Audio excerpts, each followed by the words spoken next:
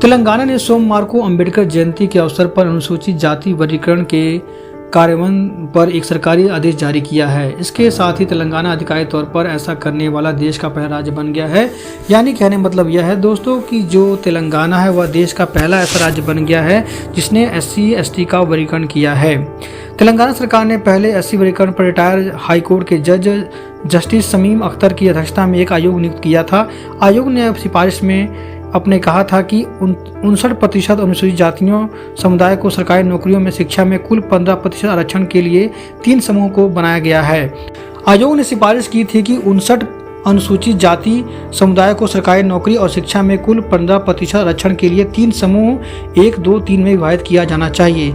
सरकारी आदेश में कहा गया है कि तेलंगाना विधानमंडल निम्नलिखित अधिनियम को 8 अप्रैल 2025 को तेलंगाना के राज्यपाल की स्वीकृति प्राप्त हुई है और उक्त स्वीकृति को सर्वप्रथम 14 अप्रैल 2025 को तेलंगाना राजपत्र में आम जानकारी के लिए प्रकाशित किया जाता है।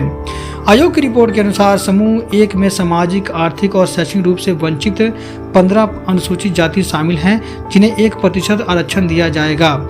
समूह 2 में 18 जातियां शामिल हैं जिनको केवल 9% आरक्षण दिया जाएगा और जबकि समूह 3 में 26 जातियां शामिल हैं जिनको केवल 5% आरक्षण दिया जाएगा। यानी कुल मिला के तीनों वर्गों में बांट दिया जाए तो 15% आरक्षण आपका पूरा बढ़ जाता है। तो दोस्तों इसके साथ ही तेलंगाना देश का पहला राज्य बन चुका है जिसने ऐसा काम किया है और जातियों को बांट के आरक्षण के अनुसार उनको बांटा गया है। तो दोस्तों यह थी आज की जीएस का एक टॉपिक का छोटा टॉपिक जिसको जानना दोस्तों बहुत जरूरी था, क्योंकि यह ऐसे MCQ होते हैं जो हर बार किसी न किसी एग्जाम में कहीं ना कहीं घुमा फिरा पूछ ले जाते हैं। दोस्तों पढ़ते रहिए DB एजुकेशन के साथ। आपका समय शुभ हो। जय हिंद।